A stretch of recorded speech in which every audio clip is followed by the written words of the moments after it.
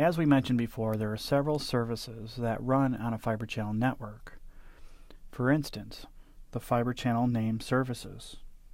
Fibre Channel networks are not like Ethernet networks, where anybody can just attach the network and do whatever they want. With a Fibre Channel network, you must log into the network, and there are services that run per vSAN to ensure that everybody knows about everybody else and the policies are enforced. In this lab, we will be using these two switches again, the MDS 9216 and the Nexus 5548, with a Fibre Channel link in between them that is acting as a switch-to-switch link or an E-port, as well as trunking multiple vSANs across that link. In this lesson, we're going to go through several steps to verify name server login. The first thing that we're going to do on the 9216i is show the Fabric Login Database, or the local database that keeps track of the devices that are actually logging in to that switch on different vSANs.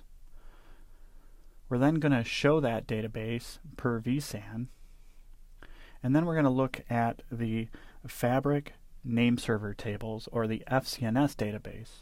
Now this database is not necessarily a local database, but more of a distributed database, so that every switch that is participating in a particular vSAN knows about the devices that are logged into that vSAN across the switches.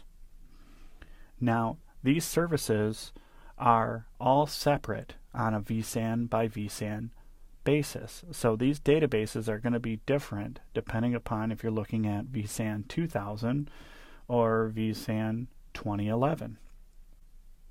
And of course, just like in a lot of other functionality, there is a primary switch that controls, or a principal switch that controls the information for that particular vSAN. Once again, this is elected on a vSAN by vSAN basis, and it's controlled by priority, where the highest priority, or actually the lowest number, becomes the principal switch that pushes out all the changes to all the other switches. We're then going to switch over to show what it looks like on our Nexus 5548. We're going to show the local Floggy database as well as the FCNS database for vSANs that switch shares with other switches. So let's go ahead and take a look at the switches. We're currently connected to our MDS 9216. Now, we're not necessarily going to do any configuration on this switch, so we don't have to go into our config terminal. But we are going to do some show commands. So for instance, if I want to see my Fabric Login database, I will do a show Floggy database. Now when I press enter, I can see that these are the devices on individual ports on this switch that are logging into the Fabric. I can see which interface they're logging in on. I can see which vSAN that they're logging into. I can see the Fibre Channel ID that's been assigned to them, as well as the port worldwide names and the node worldwide names associated with them. If you notice, you'll see that some of the port names and some of the node names actually look the same. Once again, they're much like a MAC address, whereas you can see that there are a few that start with 50:0A:09:81 and 82. Now these are normally going to be our storage devices, and we're seeing that one controller is logging in over 2 ports, and the second controller that is redundantly connected on 2 additional ports. And then we see on Fibre Channel 1/10 and Fibre Channel 1/11, I have a different set of port names that start with 20:41. And in this case, that would signify that it's a different vendor, and we, in this case, have a Cisco UCS logged in on those ports. But I can see that these are my individual devices that are logging in to this individual switch locally on this switch. And I can get a little bit more granular with this command by doing a show Floggy database for vSAN, say 2000. This will only show me the logins for a particular vSAN. Now if I want to take a look at my fabric as a whole, that's when I want to switch to my FCNS database or my name server tables. And in this case, I'll do my show FCNS database. And this is going to show me the different devices that are logged into the fabric under the different vSANs that this switch participates in. So in this case, I only have devices that are logged into vSAN 2000, and I only have devices that are logged in to vSAN 2011. I can see the fiber channel ID that's associated with these devices. I can see the type of port. In this case, it's an N port or a node port. I can also see the PWWN, as well as it'll actually tell me or try to tell me the vendor that is logged into that port. So as we discussed before, the PWWNs that start with 20 are Cisco devices, and the ones that start with 50 are actually my NetApp storage devices. Now, the last piece that I can see that's kind of interesting is that I can see that my Cisco device is actually using NPV functionality, which is a feature that allows a downstream device to proxy connections into my fiber channel network.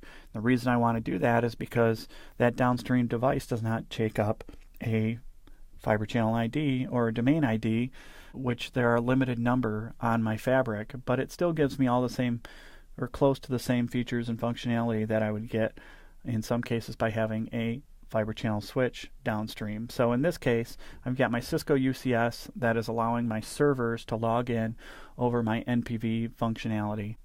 Now below that, I can see that I'm using SCSI, and I have some disks as targets on my fiber channel network.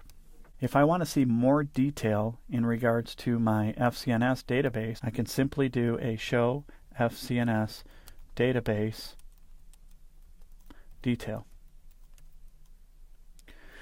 This will actually give me even more information on the individual devices that are participating in the different vSANs in my network. So as you can see, as I scroll through this, there's a ton of information in here, and some of it is very useful when I'm zoning my network, because I get information like which ports devices are attaching to, what their PWWNs are, what their fabric port WWNs are, different things like that that I can use while I'm taking a look at the security of my fiber channel network. Now, interestingly enough, if I go into my Nexus 5000, which is also taking part in these different vSANs and is linked to my MDS via that ePort, I will notice some differences in these databases. So as I take a look at my Floggy database on the Nexus, once again, this is locally significant information. When I press enter, I will see that there aren't any fabric logins on this switch. So I have a switch that is participating in the network and has vSANs associated with it, but I don't necessarily have any devices that are logged into this switch, is basically what it's saying. So if I don't see a Floggy database entry for a device that I think is trying to log into the network, I know there's a problem there. But if I do a show FCNS database, these are those name server databases that are shared among all the switches.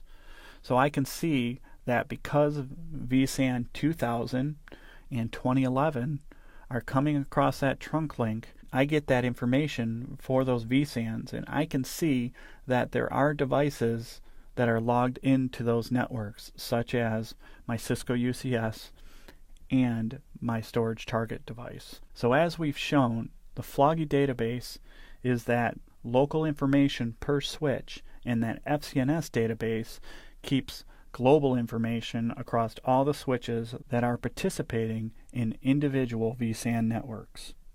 If I want to see which switches are controlling those databases, I can actually run a command called show fc domain, or domain list, and press enter.